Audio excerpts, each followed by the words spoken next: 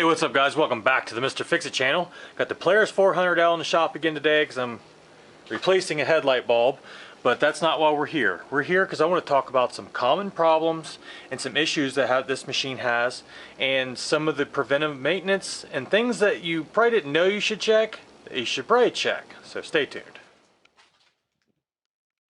I was sitting out there in the shed one evening, not doing too much of nothing, just kind of staring at the wall. And Alright, so overall review of this. I've owned this machine for over a decade, and at this point in time it has 7,671 miles on it. Now how many of those miles is wheel spin? I couldn't say. But what I do know is over the course of time that I've had this machine, I have fixed, replaced, or repaired just about everything on this. So when you get this high of mileages on one of these machines, there's a lot of maintenance and parts that are going to fail at this mileage point. So some of the common things that this thing needs to be replaced is the drive chains. They need periodic maintenance and replacement. The belts I haven't had too much worry about. I've replaced the belt in this a couple times. The main thing with these machines right here is the starters. Oh my god, the starters. I have had to replace, rebuild, or repair the starter in this machine. I don't have enough fingers to count that many. So the major issue with this machine is the electric starter motor. And the reason for that is because they placed the starter motor on the bottom of the engine. Water leaks in past this pull start and gets into the starter and kills the starters, and it is a nightmare to replace. You got to take all kinds of things apart. Other than that, I've had shifter problems, I've had all-wheel drive problems. Now I'm not trying to scare people away from this machine because this is a good machine. It is fairly reliable, and two-stroke engine makes it simple to maintain. I use the oil injection system. I keep that topped off. I don't have any issues with that. I've had to replace the top end of this twice since I've owned it. Now I couldn't tell you how many miles was on it when I first got it, but it wasn't near the amount of miles that's on it now. Now, more about common problems is the factory cast piston in these machines were prone to breaking off the piston skirts and destroying the engine. So if you have one of these machines and you feel that it has the factory cast piston in it, you might want to think about upgrading to a aftermarket Wiseco piston before disaster happens. This is an example of that. You can see this big chunk of the case is broke out of here. That's what happens.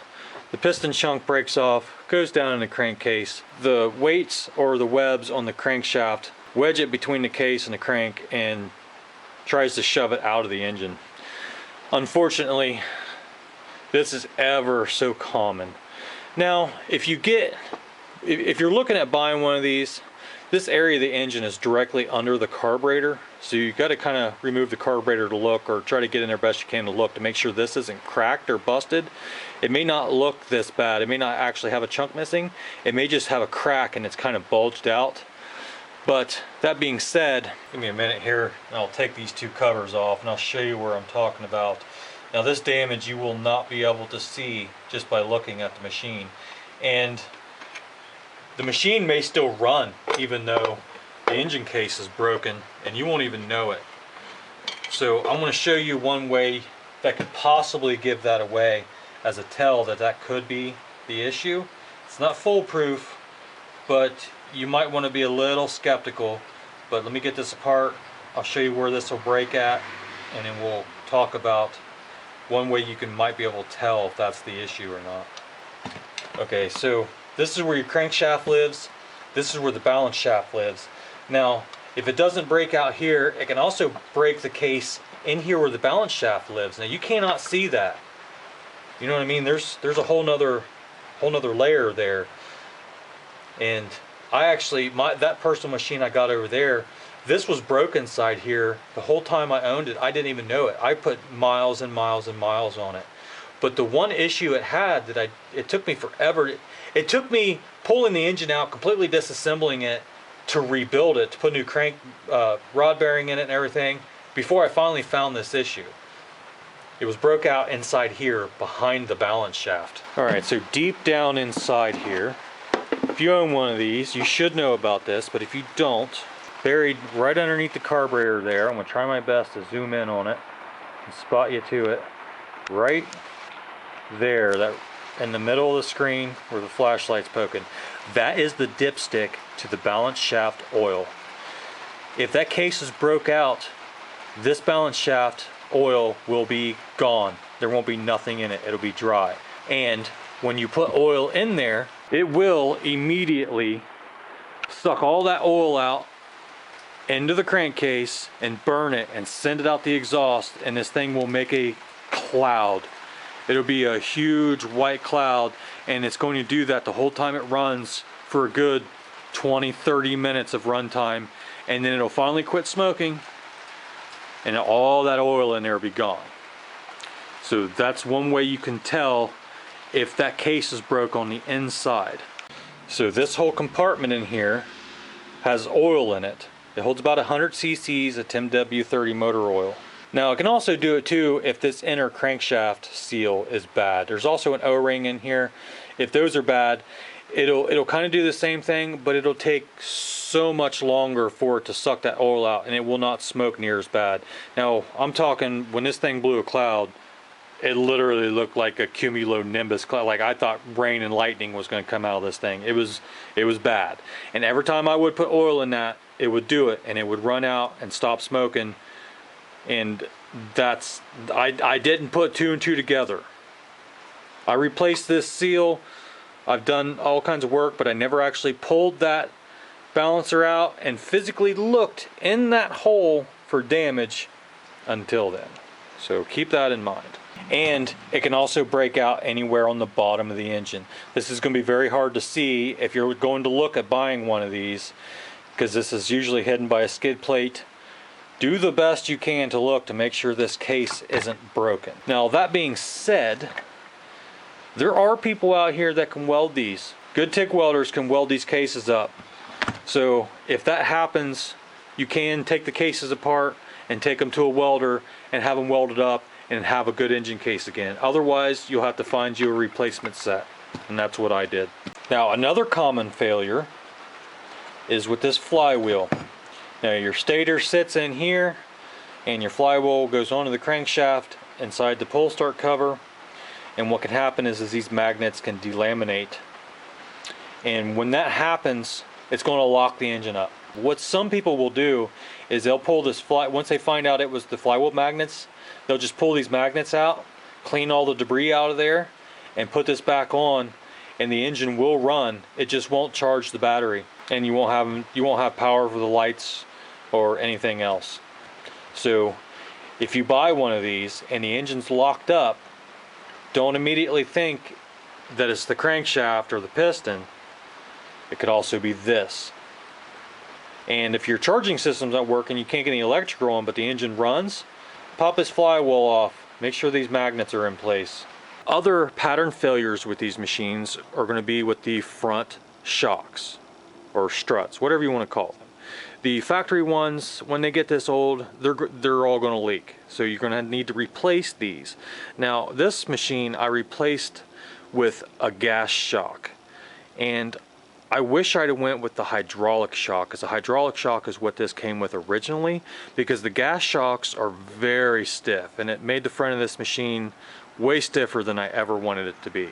That's okay for most cases, because I do push snow with this, so I'll have my plow mounted on the front of this, but that's only during so many months of the year, and the rest of the year I deal with that stiffness.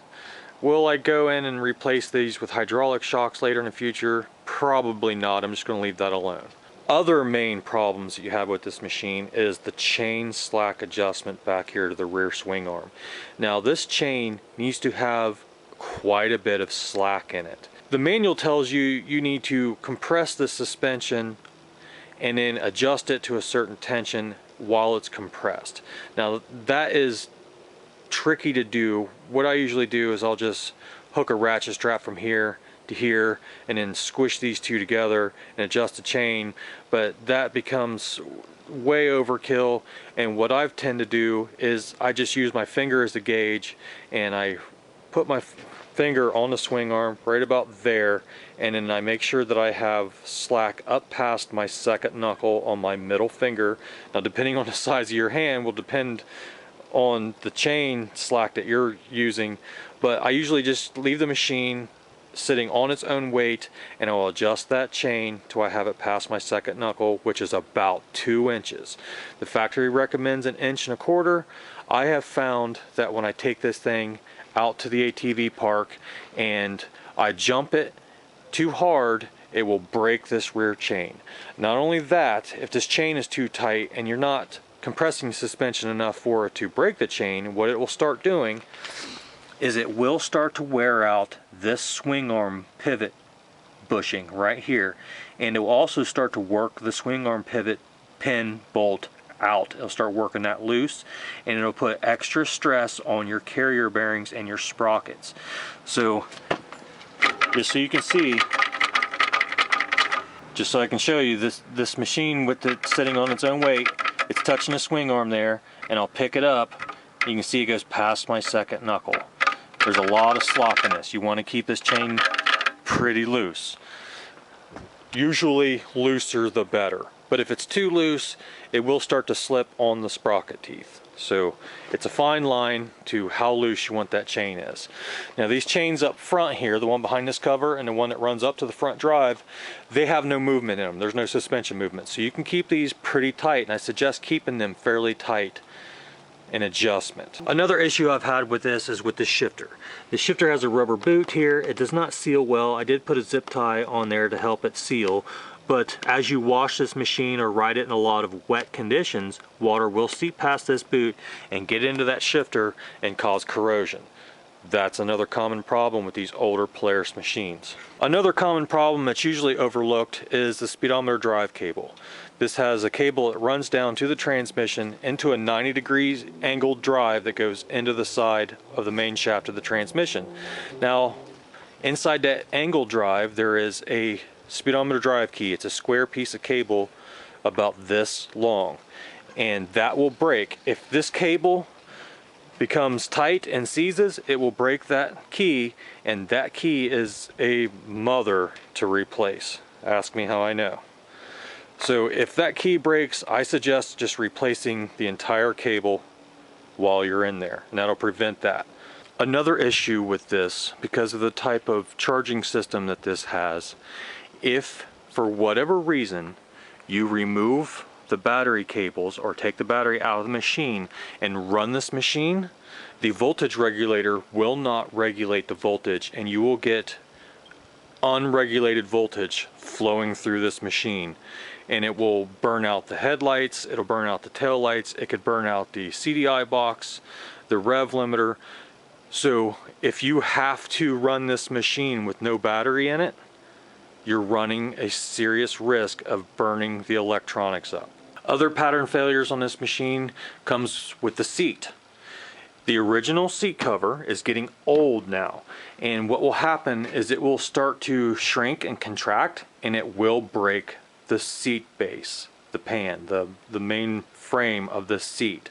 So if you have your original seat cover on there and it's not pliable, it will start to shrink and crush your seat, and that's a whole issue. Ask me how I know. Another common issue I've had with this is the rear brake foot pedal.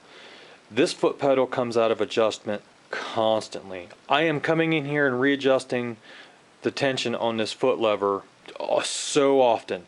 So it's important to know how to properly adjust the brakes on this machine. If you look behind the fender, there's this bolt here on this lever. You got to loosen up that jam nut and then screw that bolt in. And while you're screwing that bolt in, you're going to reach in here and you're going to wiggle the rotor. And you want to tighten that screw until most of the wiggleness is gone out of that rotor, and when you hit the brake lever, it actually engages. If you go too far, it'll push the pads into the rotor and you'll just smoke your brakes. You're going to be adjusting this constantly. Other issues come with the all-wheel drive, specifically the front hubs of this. Now, newer updated machines will have a spline shaft, but this particular machine has a keyed shaft, and it's only got 1/4 inch key that transmits all the torque from the axle into the hub, and these keys will start to shear off or possibly have sheared off. So if you have an issue to where you jack this machine up and you turn the all-wheel drive on and the tire will engage and spin, but when you get it on the ground and you try to, like, say, pull through some mud or try to drag something and you'll lose drive to the front, more than likely you sheared this key off. I'll show you what I'm talking about. Alright, so when you take this hub apart, on some of these axles, the right hand side has a left hand thread on it, and some of them don't, so you have to be aware of that. But this drive key lives inside this hub. So right here is this key. So if you use your four-wheel drive a lot, like you're drag and brush or you're playing in the mud or whatever you're doing, and your front tires see a lot of torque, it will shear this key, or it will begin to shear it. Now when this key shears, it will still put enough tension on the axle to spin the tire when there's no load on it, like when you got it jacked up, but it won't actually pull on the ground. So you want to every now and then take your machine apart and check this key and make sure it's not starting to shear off. Now this is 1/4 inch key stock. You can buy this at most auto part stores. You can get it in full lengths, and you can cut it to size and replace this with. There is an upgrade. So the 96 and newer hub style Hillard clutches will have a spline here. I'll show you what that looks like. So this is out of a 96 Scrambler, and you can see there's a spline, there's no key shaft. Now you can replace your axles with this design. Everything is exactly the same except for this spline and the drive nut inside here. So you'll have to replace this part and the axle, and you can do away with that key and you won't ever have to worry about that again. Now another common issue with these hubs, now this is an electromagnet, and this is the, what do they call this? This is the armature plate. Now these tabs, if this was installed incorrectly, someone took this apart and didn't realize that you have to line these tabs up into this cage with these notches here, like so. And they installed that, they damaged that armature plate, and that will cause your all-wheel drive not to work. So that's another thing. If your all-wheel drive isn't working, you can check to inspect. You can inspect that and see if that's the issue. If that's the problem, you'll have to get another armature plate. Now this magnetic coil, all this is a copper wire wound up real tight inside here, and this creates an electric magnet, and this is removable. You can replace just this part, and the wire is ran up the strut behind a foam, it's like a styrofoam, and it's kind of glued in with silicone, and you just peel that out of there and you can replace this. Now the issue with these is if this is pushed down too far on this sleeve, it won't be in close enough proximity to this magnet and it will not engage. So everything, all the wiring checks out, everything seems to be working, but it still won't work. This here could physically be pushed down too far away from the armature plate and cause the hubs not to lock up. Now you can peel this glue off and you can wiggle this thing back up. You just got to be real careful because this thing is fragile and you don't want to break it. There are videos out there on how to remove this and how to adjust this. And in the manual there is, if you look close, there's two rings. There's this inner ring and this outer ring, and there is, if you put the armature plate on here, there's a spec of how much of a gap between this armature plate and that magnetic coil that this needs to be at. Ideally you want these two pieces to be flush, parallel, same height. Now more about this hub and issues with this. If you're having trouble with your all-wheel drive, say you just had it in four-wheel drive and you drove it somewhere, you put it in reverse and you back up with the all-wheel drive still engaged, and it seems like it wants to pull really hard one way or the other, or the opposite happens, you drive it in reverse and when you go forward again it seems to want to pull really hard. Now I've come to the conclusion that what causes that is there is a spring on this Hillard clutch here. Now these springs come in a few different tensions, okay? Now this spring, if it becomes too loose, it will not retract these rollers and the hub will stay engaged when you don't want it to. So if you're having this issue, you may want to replace this spring. Now I don't know if you can still buy this spring separately or not. You may have to buy the whole Hillard clutch to fix this issue. But I believe that is the issue. Or it could just be that this whole hub is dry or full of corrosion. I've seen people dump all the fluid out of these and pack them with grease, which will cause this issue. There are several seals in this hub and they all need to be able to keep this fluid in here. This is an oil bath system. So if it's dry in here, that's a problem. You need to maintenance this system. If you want to know more about that, I'll put a link up here in the corner. Now, more about replacement parts for this or upgrades you can do. When you go to order new front shocks for this, a couple of things that you need to be aware of is all these shocks look the same visually. There is a few different part numbers depending on the machine that you have, and the two things that you got to be critical of is the diameter. So when you get this shock pulled out, measure the diameter of the tube and the overall length of the tube. Those are the two major things that you need to pay attention to when you order shocks for this. Now the factory rear shock for this machine is not rebuildable. They're expensive to replace. So what you can do is you can get a Fox shock off of a scrambler and it will mount directly into this machine. All I did was swap the spring because they have different spring rates, plus the scrambler one was purple or yellow or whatever. I wanted to keep the factory spring, so I just put the factory spring on this Fox shock that is completely rebuildable, and you can keep the rear shock in maintenance very well this way. Now the common problem with these rear shocks is this lower bushing. This lower bushing will wear out, and if it wears out to the point to where all the rubber is gone in there, it'll start bashing around and it'll make that bolt impossible to remove and you'll have to cut it out of there. That is an issue that I've had with several of these machines, is removing that rear lower shock bolt. Replacing the bushings, you can buy these bushings on the internet. Just type in your machine and shock bushings and you should be able to find these. They're not expensive, but be prepared that you may be cutting this bolt and you'll need a new bolt. Now I know I'm kind of bouncing around here and I apologize for that, but I'm just kind of trying to rack my brain and give you guys an idea of all the things that this machine has problems with and different workarounds and things that you can do to fix this and keep this thing going. Now another serious issue with this machine lies behind this cover, behind the brake rotor. Now these chain drive all-wheel drive machines, the shaft comes out of the transmission, drives the rear chain, but also drives the rear brake and the chain that goes to the front end.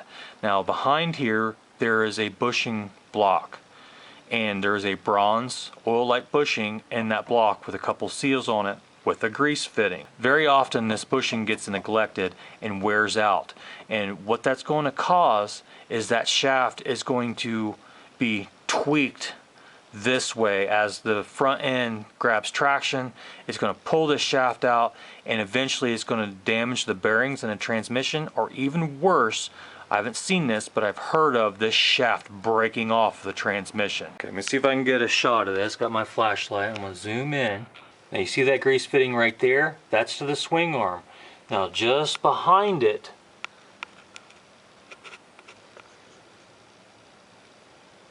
there's another grease fitting. Right there. That is that bearing block. You want to make sure you keep grease in that all the time. Now more than likely that bushing has been neglected and will need to be replaced. There are aftermarket replacements for that, but I strongly suggest that you pull that chain cover off, pull the chain, pull the rear brake caliper, pull the rear rotor off, and inspect that bushing. Because if that's gone bad, that could cause serious problems later on in the future. So if you've just acquired this machine, definitely check that. So there are 15 grease points on this machine. I'm going to show them all to you right now. And you're going to want to grease these constantly, once a month, depending on how much you ride. If you ride this thing a lot, you're going to want to grease this thing every time you ride. This will just save you so much trouble in replacing bearings and parts. So the first one is right here in the rear axle carrier. I usually pump this thing until I see grease come out of the seal right there. Now you have these two back here that I just talked about, the swing arm and that shaft bushing. There's also another one on the other side of the swing arm right there.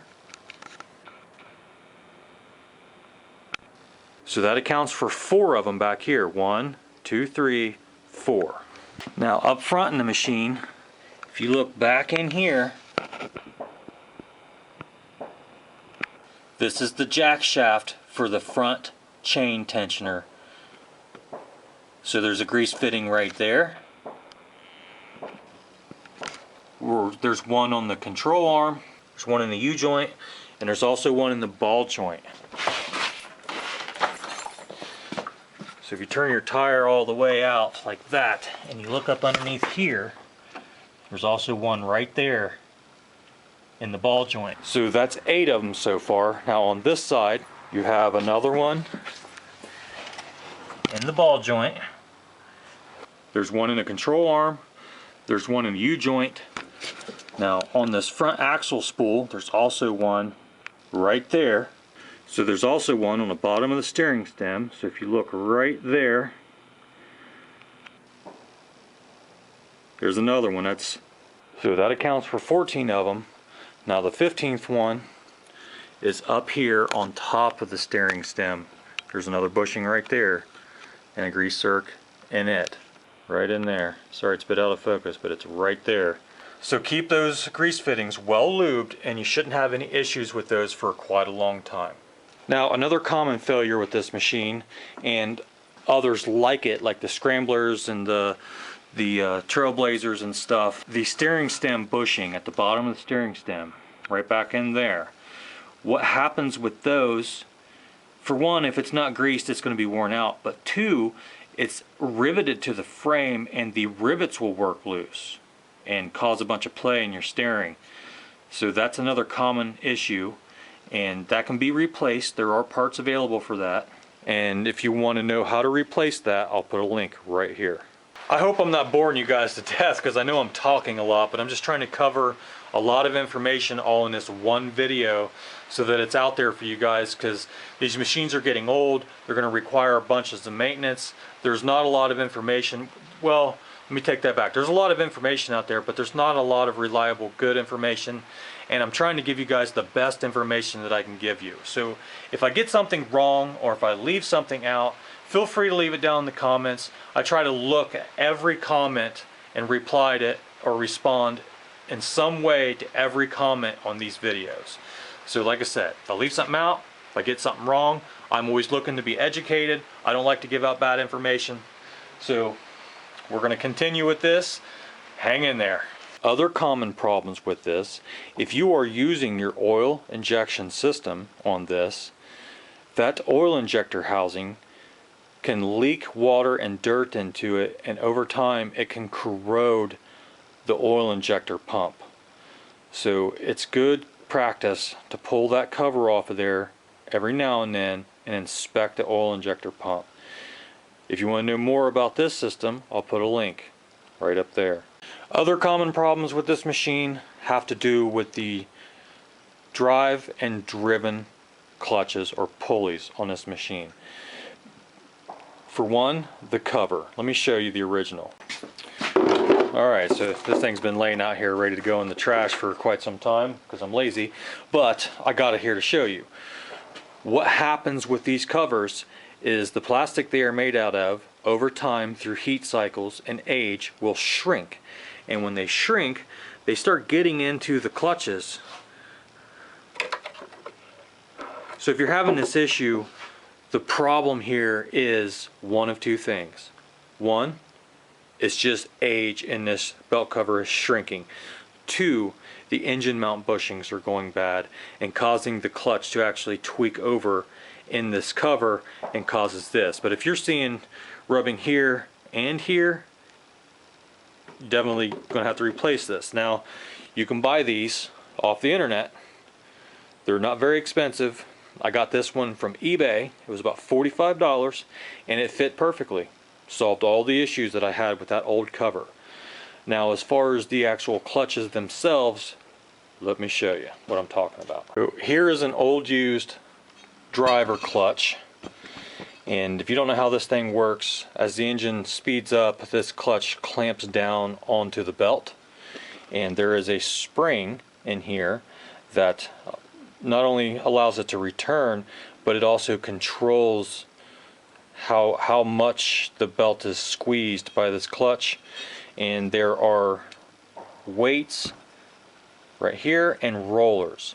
Now, the roller pins can go bad and the weight can get a groove in it, and these are all items that you can replace if you ride yours on the road a lot, or if you keep it at one constant speed a lot, like down long gravel roads or whatever.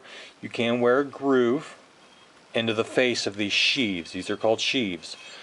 You can wear a groove in there, and that can cause some weird shifting issues. But those issues aren't very common. The most common problem with these clutches is, if you look right in here, there is a plastic bushing right there. That's the bearing surface. So as all the torque is being transmitted, this is moving in here, and these give the friction point for this to slide.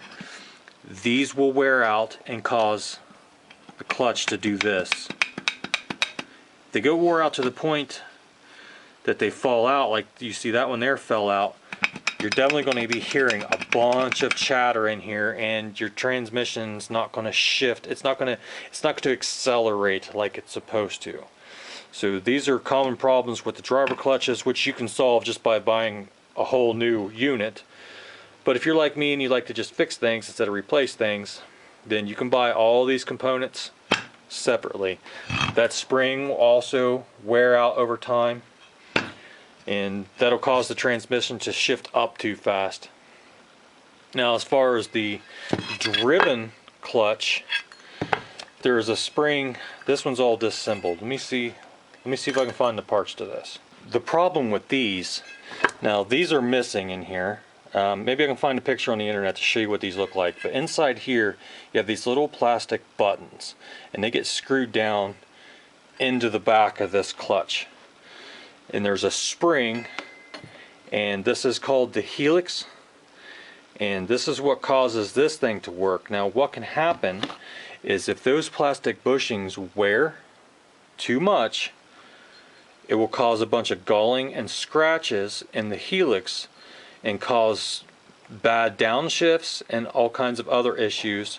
And the problem that I had with this particular unit is those clutch buttons got worn to the point where this actually cammed over the buttons, as in it went over this peak and it got stuck on the buttons, and no shifting occurred. It was stuck in one speed. It would not accelerate. Like the engine would rev up, but the machine would not speed up past a certain point. And when I took this apart, and what I found is the buttons were wore, but what it had done is it had broke the mounting screws that hold these buttons in place, had sheared them off, and I fought like heck to get them out of there. And you can see the damage on this. So it basically ruined this. So if your machine has a lot of miles on it, or if you suspect, or if you just want to know, take this thing apart. It's real easy. You just pull the snap ring and this thing will spring up. You pull that off and you want to look. So the helix usually rides on just one side, and you want to look for galling and scratching there, and you want to inspect these buttons and cause other problems. They kind of look like a mushroom. You can buy these, they're available, and then when you put this back together, this will only go on one way because it's keyed, and you got to kind of rotate this. There's plenty of videos on how to take these things apart. I'm just showing you what to look for as far as damage and preventative maintenance. Now, This spring, one thing you got to be concerned about is there is several locations where this spring can lock in. See, there's 3 there and there's 2 there.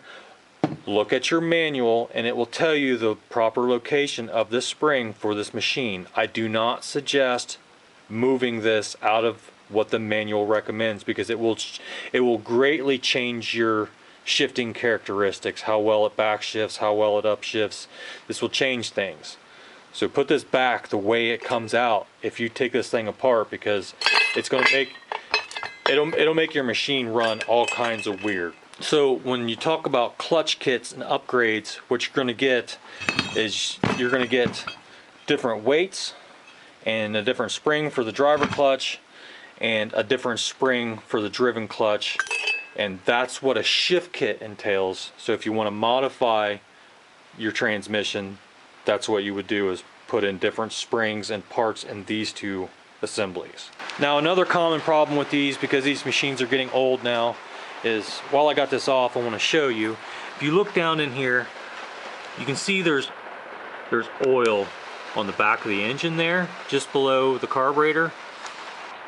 Now that rubber intake boot, because it's 30 years old, it doesn't quite seal well anymore, and you can get vacuum leaks there, yes, but it'll also allow the 2-stroke oil to leak out of that and run all over the back of the engine.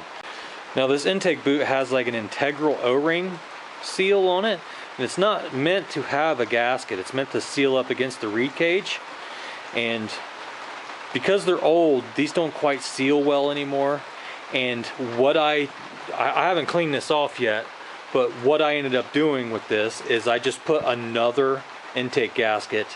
So you'll have one between the reed cage and the cylinder, and then the reed cage will go in, and then I'll put another one in between this and the reed cage, and that seemed to solve that problem. Like I said, I just haven't cleaned that oil off there yet, but that seemed to solve that issue. Now you can buy these, you know, new aftermarket, and I bought one, and you know what? It looked like a piece of crap. I ended up sending it back, and I just put a gasket on here, and that solved that problem. So 2 intake gaskets. Yeah, you gotta buy an extra gasket set to get that gasket, or maybe you can find it. Usually if you can find it by itself, it's just as much as the whole top end gasket set. So it's not a bad idea to just go ahead and buy a second top end gasket set to fix that issue. Let's talk about the top end a little bit on this machine. The cylinder on these changed in 1996. So in 1994, what year my machine is, let me step back. All these 400 engines are exactly the same, for the exception of a few things. One is the ignition system that's in them, which they can be swapped around. You can put different stators and ignition stuff in the different engines. The flywheels are all the same, the crankcases, the crankshaft, all that stuff's exactly the same. There's a couple different oil injection pump designs, but the major design change in this engine had to do with the cylinder. Now this is a pre-96 cylinder, and if you pay close attention to where the carburetor and reed cage mounts up, you can see the angle that this is at. Now this is a 96 and newer.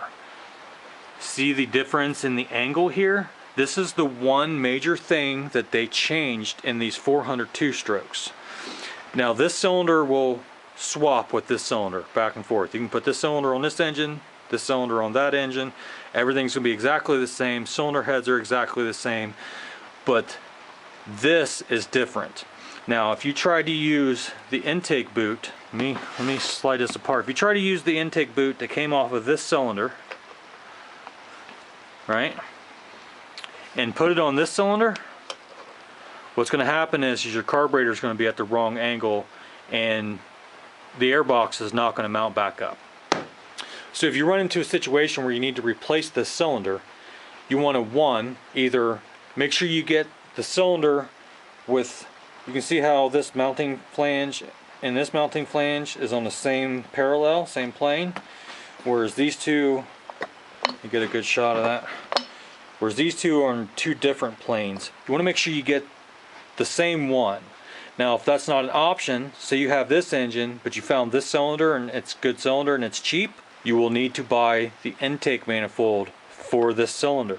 Now these things, if you go to look these up on the internet, they look identical, and what you'll have to look at, I wish I had another one here to show you. They're all mounted up on machines right now, but the angle of this boot is different. So if I mount this on here, you can see how it points up a little bit. And if I mount this one on here, see how it points down a little bit. So make sure if you get this cylinder for this engine, you get the intake boot that goes with it. Otherwise you won't be able to mount your air box. So it seems like I've been bashing this machine, and that's not my intention. So let's talk about some of the good things about this machine. Number one, capability. This thing is very capable. It'll climb, it'll dig, it'll pull, it'll do a lot of things, and it'll do it a lot for a long time very reliably. So don't be afraid of this machine. Like I said, they're getting old, so a lot of these parts are going to need to be replaced. But that being said, this is a very good machine. I wouldn't spend all this time fixing this thing if it wasn't a good machine. There wouldn't be websites dedicated to this machine if it wasn't a good machine. So don't be afraid of this. Get you one, you'll love it. They start easy. Well, they can start easy. So I haven't started this thing today. Let's do a cold start on it. Now this thing's got a brand new engine. Everything's been rebuilt. Let's crank this thing up. I'm gonna pull the choke. And just so you know, the choke has two settings. That's half choke and that's full choke. And I'm just gonna hit the starter. You can see it cranks right up. Now I'm gonna go to half choke. Well, it's a little too warm for that. And if I had my other hand, I could have got it started sooner, but you can see without even touching the throttle, it fires right up. Now, if you have a brand new rebuilt top end on this, the last thing you want to do is go reefing on that throttle lever while it's cold, because you will cold seize and score your piston.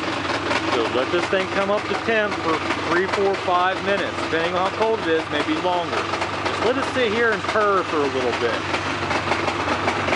Every now and then look back here, make sure there's puffs of smoke coming out the exhaust, and you shouldn't have any problems.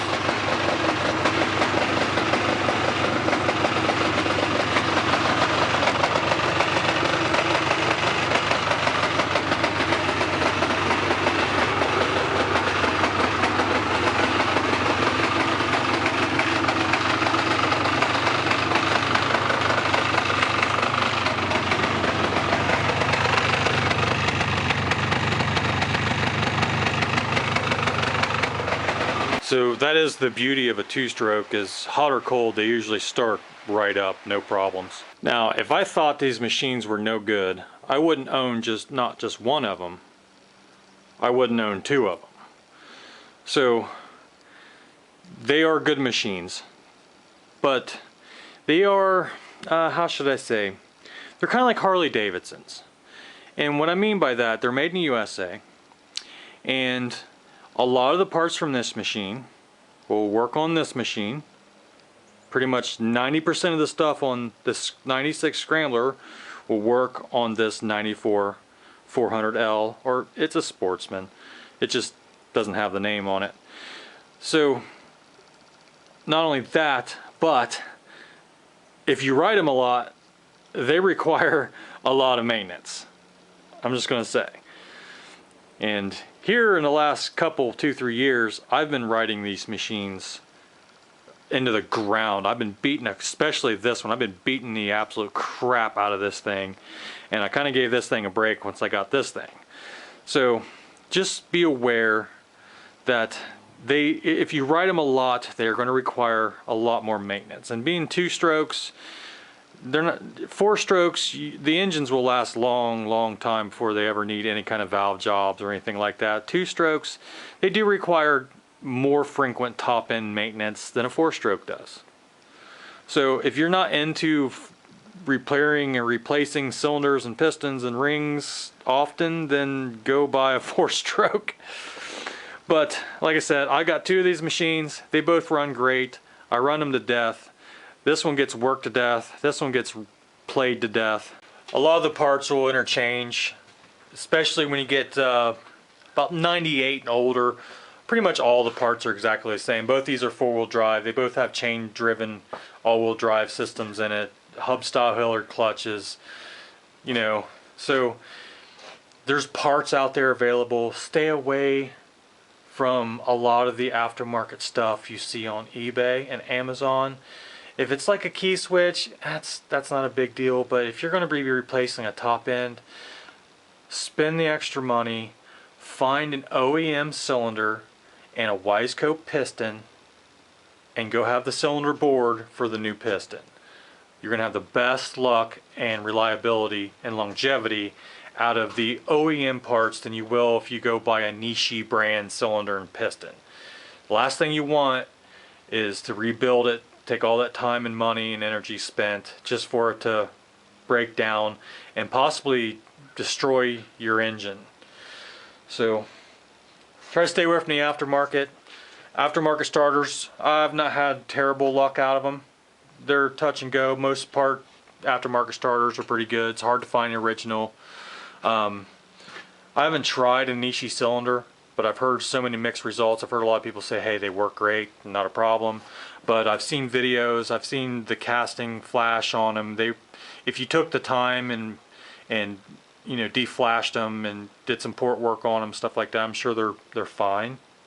I don't know. Use your best judgment. If you're just trying to get it running, hey, that's up to you. But if you're trying to keep the machine and you want to use the machine for a long time, try to find OEM stuff. Wiseco pistons. There's other pistons out there that you can use, like Numera cast pistons. I've not had any problems with those, but then again, they are Chinese made cast pistons. Wiseco is probably the best option you got as far as piston. There's probably a few others out there that I can't name right now, but the moral of the story here is try to go OEM. The CDI boxes for these, they commonly go bad. Aftermarket CDI boxes, I've not had a problem with. But as far as like internal engine components, go OEM. If it's a stator, you might be okay with that. But if it's like a piston or a cylinder or a head gasket, try to find the best quality stuff you can get if you're trying to keep it running for a long time. And you won't have any problems. You'll just know. It's like insurance. You're paying for insurance there. And I get it. Some of the stuff on these, you can't get OEM no more. Where are you going to find it at? You got to go to the aftermarket. There's just really no way around it. But do the best you can, find the best parts you can get, and keep these machines running for as long as you can. Because once they're gone forever. Now I do apologize, I've been rambling on and I've been bouncing around different topics and different subjects, and this video has gone on a lot longer than I intended it to, and there's probably some more I could talk about, but I'm just going to end this right here. And if you guys have any questions whatsoever, drop me a comment. I'll do my best to get back and respond in any kind of way. Now when you leave me a comment and you're having some issues and I'm trying to help you troubleshoot, keep this in mind. Give me all the information that you can think of to help me help you. Because if you just say, hey, if you just comment and say, hey, my engine's bogging out of the quarter throttle, I mean, I can give you some suggestions, but tell me some history. Did you just buy the machine? Has it always been like that since you bought it? Did you replace something and now all of a sudden something's going wrong? Have you had it and it's ran great and all of a sudden something went wrong? This kind of information helps me help you better. So keep that in mind when you leave a comment. If you have any questions, I'm open ears. If you have any suggestions for videos on these two machines, feel free to leave that in the comments. So if you like this video, please give me a thumbs up, consider subscribing, and don't be afraid to fix it. Thanks for watching.